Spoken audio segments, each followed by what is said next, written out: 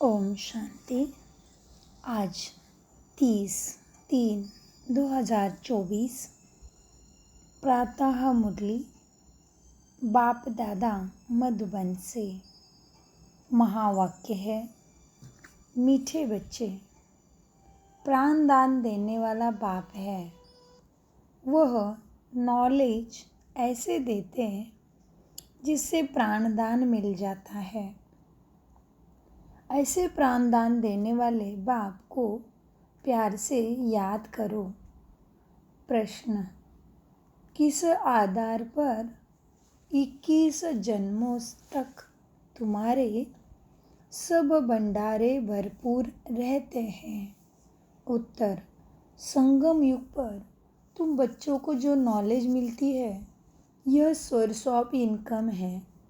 इस पढ़ाई के आधार पर सब भंडारे तुम्हारे भरपूर हो जाते हैं। इसी पढ़ाई के आधार से, इस पढ़ाई से 21 जन्मों की खुशी मिल जाती है। ऐसे कोई चीज़ नहीं जिसके प्राप्ति की इच्छा तुम्हें रहे। बाबा नॉलेज का दान ऐसा देते हैं जिससे आत्मा क्या से क्या बन जाती है। क्या से क्या बन जाती है हम मालूम है ना। पतित से पावन, रंक से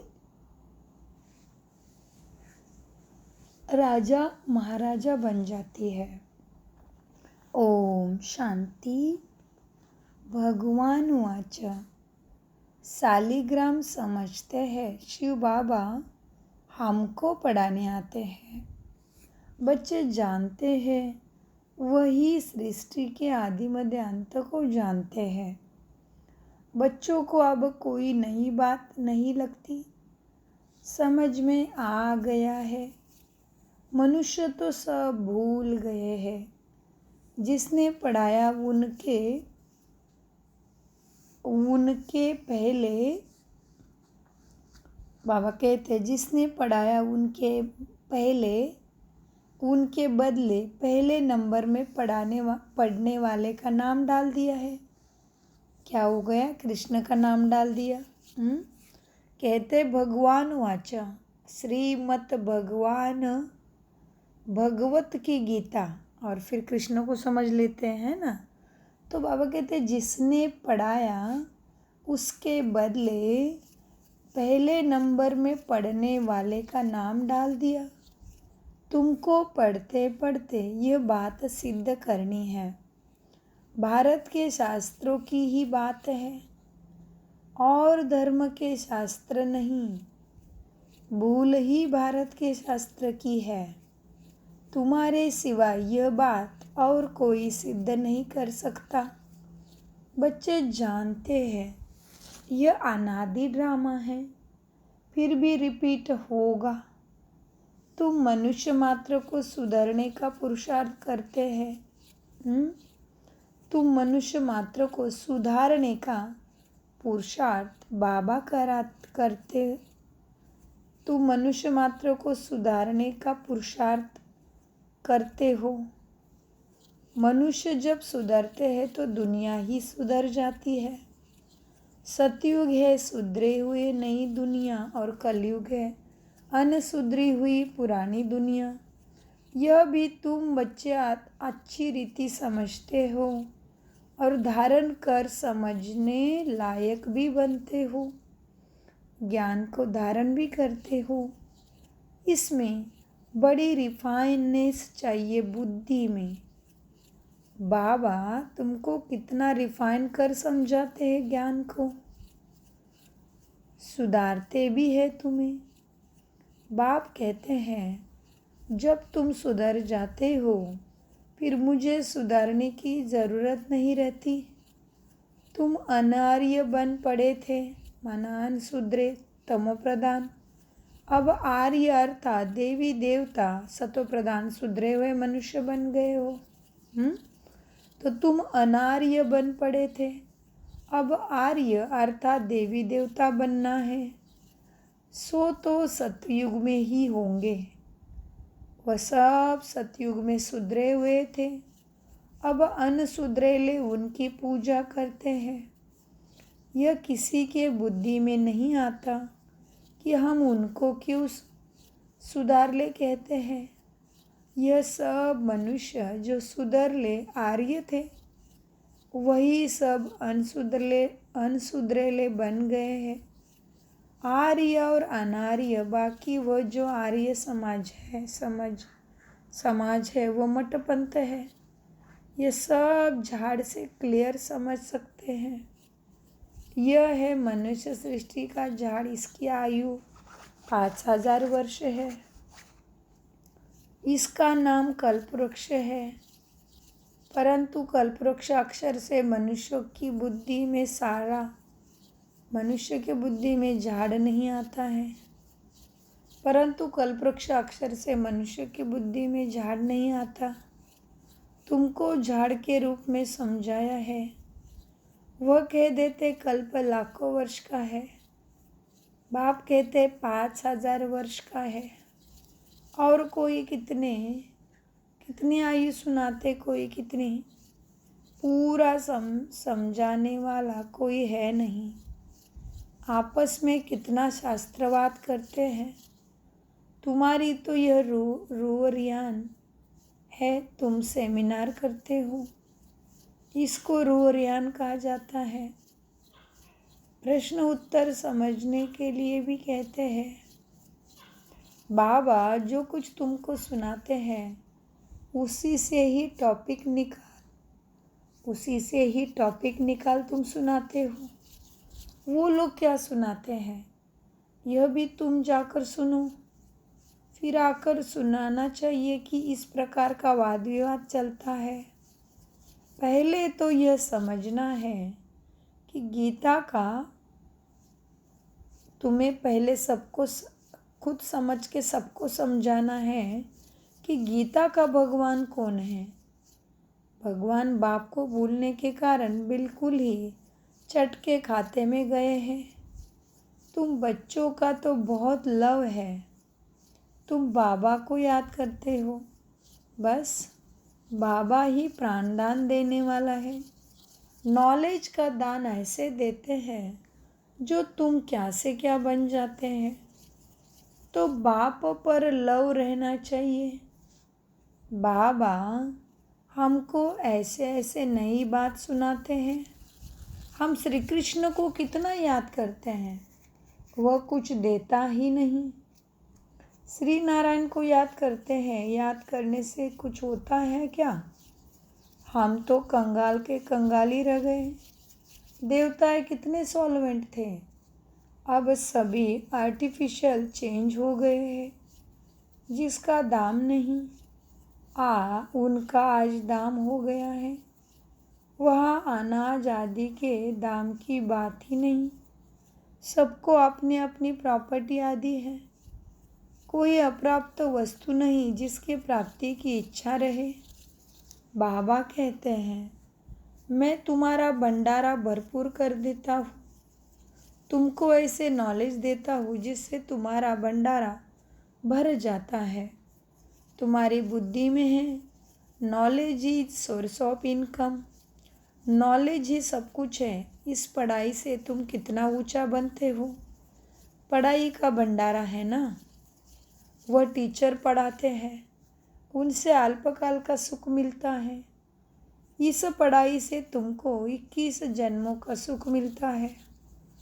तुम बच्चों को बहुत खुशी होनी चाहिए। ये समझने में टाइम लगता है, जल्दी कोई समझ ना सके। कोठों में कोई बाबा का लाल निकलता है। आधा कल्प सभी मनुष्य एक दो को गिराते ही आए हैं। कोठों में कोई देवता कुल का निकलता। चढ़ाने वाला एक बाप है। बेहद की पढ़ाई पढ़ने वाले के बदले पढ़ाने वाले का नाम डाल दिया है। दुनिया इन बातों को नहीं जानती। कहते भगवान उवाच, पढ़ा कर गए, फिर उनका कोई शास्त्र नहीं रहता। सतयुग में कोई शास्त्र है ही नहीं, कोई पूजा ही नहीं, मांगना ही नहीं है, क्योंकि सब भरपूर है तो क्यों किसको मांगेंगे, किसकी कौन पूजा करेगा। यह सब है भक्ति मार्ग के शास्त्र। अब ये भक्ति का भी कितना बड़ा झाड़ है। भक्ति की यह अनेक डाल डालियाँ न हो तो झाड़ का नाम भी न रहे। ये सब धारणा करने की बातें हैं। तुम धारण करते हो। पढ़ने वाला तो पढ़ाकर गुम हो जाता है। पढ़ाने वाला, बाबा कहते पढ़ाने वाला शिव बाबा तो तुम्हें पढ़ाकर परम धाम में चला जाता, माना गुम हो जाता है। तुम पढ़कर ऐसे श्रेष्ठ श्री कृष्ण लक्ष्मी नारायण देवी देवता बनते हो। ये सब ज्ञान धारण करने की बातें हैं। तुम धारणा करते हो। पढ़ाने वाला तो पढ़कर गुम हो जाता है और सारा ज्ञान तुम्हारे साथ धारणा के रूप में चला जाता, तुम उसके आधार से पद पाते हो। पढ़ने वाले आकर विश्व के मालिक बनते हैं, पढ़ाने वाला गुम हो जाता है। कितनी नई नई बातें हैं। एक भी बात कोई के बुद्धि में बैठती नहीं। स्टूडेंट भी तुम सब नंबरवार हो। कोई पास होते, कोई फेल भी होते क्लास में।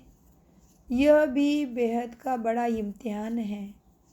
तुम जानते हो, हम अच्छी तरह पढ़ेंगे तो कल्पांतर अच्छा पढ़ेंगे। अच्छा पढ़ने वाले ही उच्च पद पाते हैं। नंबरवार सब जाएंगे, सारा क्लास ट्रांसफ़र होता है। नंबरवार जाकर अपने अपने जगह पे परमधाम में बैठ जाएंगे। यह ज्ञान भी आत्मा में है। अच्छा व बुरा संस्कार आत्मा में रहता है। शरीर तो मट्टी से बना मट्टी में मिल जाता है। आत्मा भी निर्लेप हो नहीं सकती। आत्मा निर्लेप कैसी होगी? जिसमें कोई लेप सेप नहीं चढ़ता, ऐसा नहीं है। आत्मा अपने कर्मों का और अपने पढ़ाई का भाग्य लेके जाती है और आत्मा जो कर्म करती उसके ऊपर उसका लेप सेप चढ़ा ही रहता है। सो बाबा कहते हैं आत्मा निर्लेप हो नहीं सकती। 100% 100% सतोप्रधान और 100% तमोप्रधान कौन है? यह भी तुम ही समझते हो। पहले तो गरीबों को उठाना पड़े, वह पहले ज्ञान में आएंगे। गुरुओं के भी अच्छे अच्छे अन्य शिष्य जब आएंगे, गुरुओं के भी क्या होता है? गुरुओं के भी अच्छे अच्छे अनन्य शिष्य जब आएंगे तभी उन सबकी बुद्धि खुलेगी। माना किसी के कोई गुरु है, महाराज है, संत है, उसके पास जाते हैं तो उस गुरु के भी अच्छे अच्छे शिष्य जब समझेंगे, भगवान तो यहाँ आया है। जो हमारे गुरु महाराज कहते भगवान सबका भला करेगा, तो कोई कोई गुरु महाराज के शिष्य समझ जाते कि भगवान यहाँ सच में भला कर रहा है। तो उनके शिष्य जब यहाँ आते हैं, बाबा को पहचानते, तो सब आएंगे। इसलिए मीठे बाबा कहते हैं गुरुओं के भी अच्छे अच्छे अनन्य शिष्य जब बाबा के पास आएंगे तब उन सबकी बुद्धि खुलेगी। देखेंगे ये तो हमारे ही पत्ते निकलते जाते हैं। यहाँ के जो होंगे वह तो निकल आएंगे। बाप आकर नया झाड़ शुरू करते हैं। जो और धर्मों में जाकर पड़े हैं वह सब लौटेंगे ज़रूर, फिर भी अपने भारत में ही आएंगे। भारतवासी ही थे ना। हमारी डाल के जो है वह सब आ जाएंगे। डाल के माना स्टेम के, झाड़ का स्टेम होता है ना, तो हमारे डाल के जो होंगे वह सब आएंगे। आगे चलकर तुम सब समझते जाएंगे। अब बाहर से सबको धक्का मिलता जाता है। जहाँ जहाँ बाहर वाले हैं उनको भगाते रहते हैं। समझते ये बहुत धनवान हो गए हैं, यहाँ वाले गरीब हो गए हैं। बाहर परदेश और भारत की बात कही बाबा ने। पिछाड़ी में सबको अपने अपने धर्म में जाना होता है। आखिर सब अपने अपने घर तरफ भागेंगे।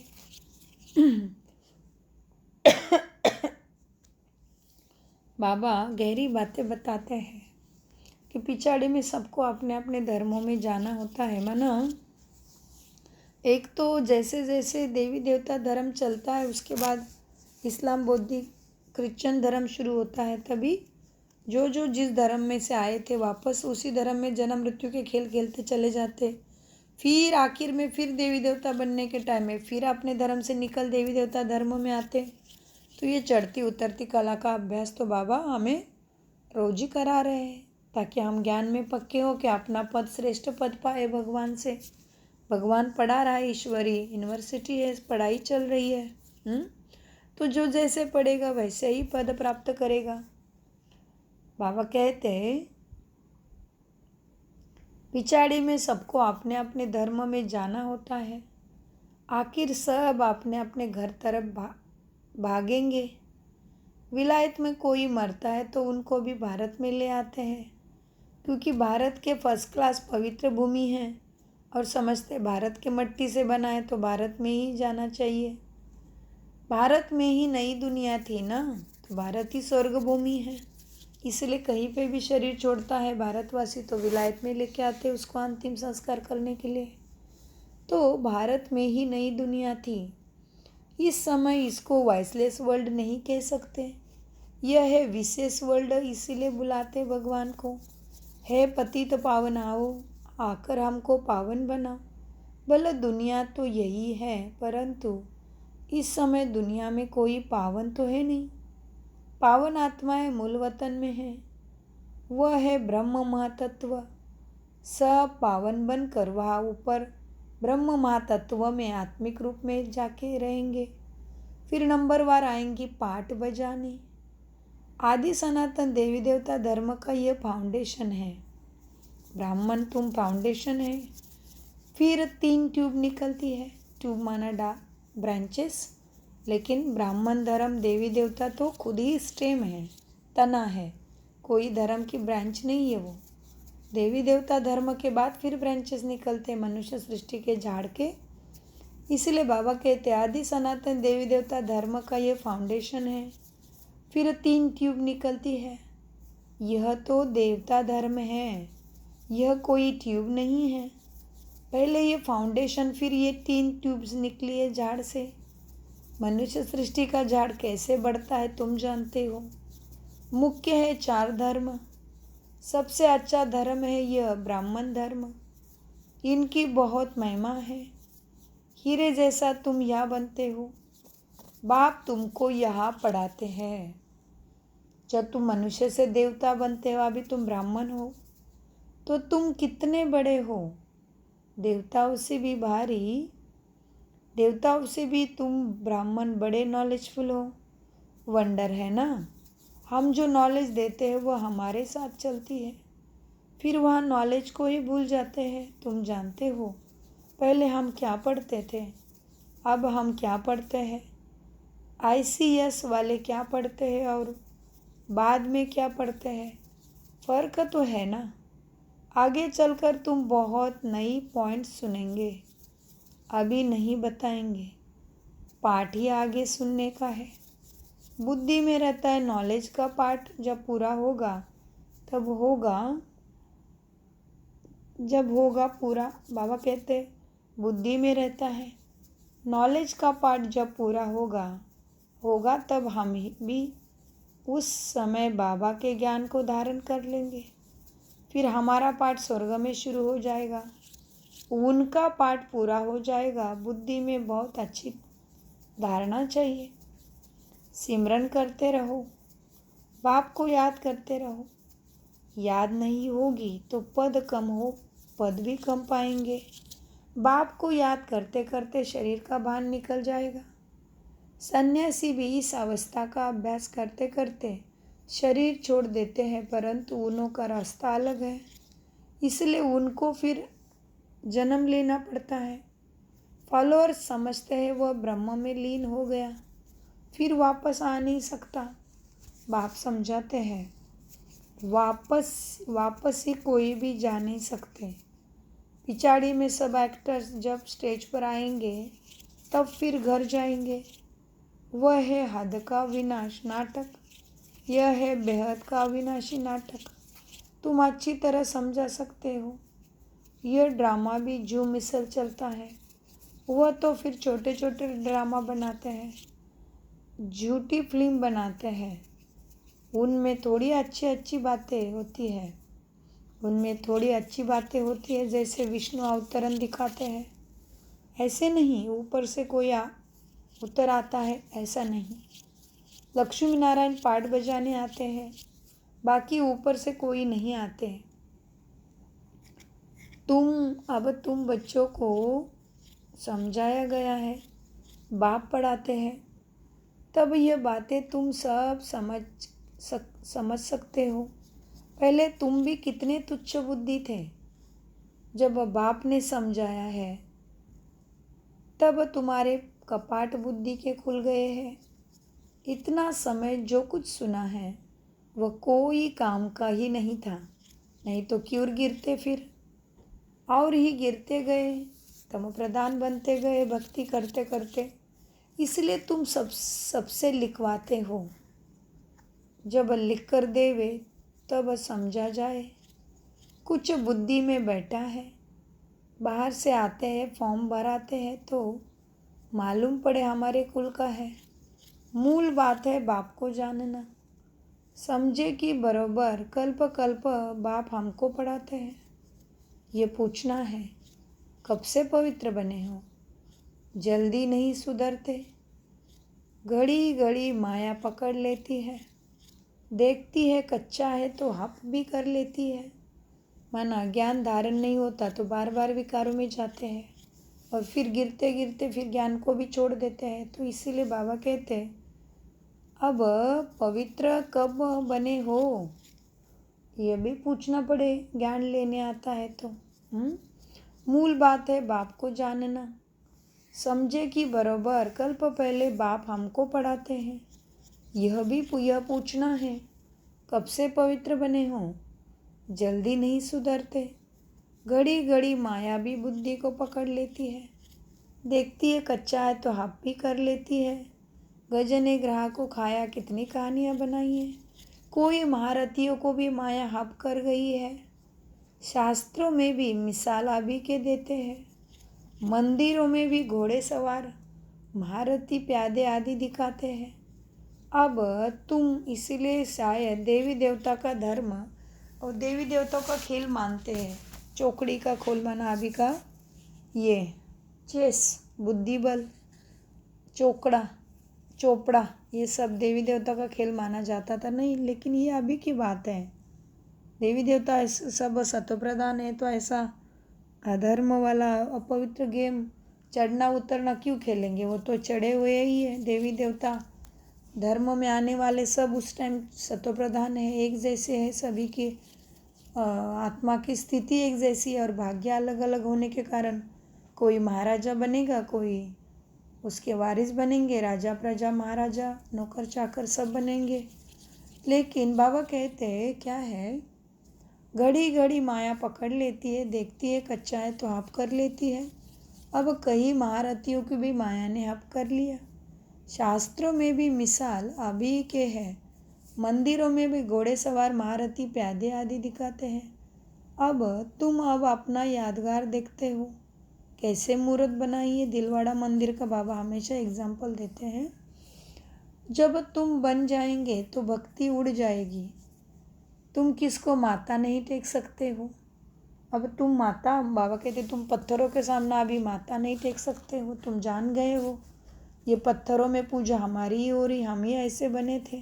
देवी देवता किससे बने, महादेव परमपिता परमात्मा आता है, कलयुग के अंतिम क्षण में पतित सब हो जाते तभी पावन बनाने आता है और ज्ञान का तीसरा नेत्र देता, सो ज्ञान से सद्गति सद्बुद्धि मिलती है। तो सत्यम शिवम बाप सद्बुद्धि दे रहा है। अभी यही पढ़ाई है, ये कोई सत्संग साधु शास्त्र और अंधश्रद्धा की बात तो बिल्कुल नहीं है। मीठे बच्चे, बाबा कहते हैं क्या है, अब तुम अपना यादगार देखते हो मंदिर में, जब तुम बन जाएंगे तो भक्ति उड़ जाती है। तुम किसको माता नहीं टेक सकते हो। तुम पूछेंगे यह कहा गया, अभी मूर्त में जिसको पूज रहे हो, गायन कर रहे हो, माता टेक रहे हो, हाँ उनके सामने जाके हम कल का हमी तुम स्वामी कहते हो, ये गए कहाँ, इनकी मूर्त ही है, पूछो सबको। तुम पूछेंगे ये कहाँ गए सारे देवी देवता। इनकी बायोग्राफी बताओ, कब थे, कहाँ गए और क्यों मूर्त बची है।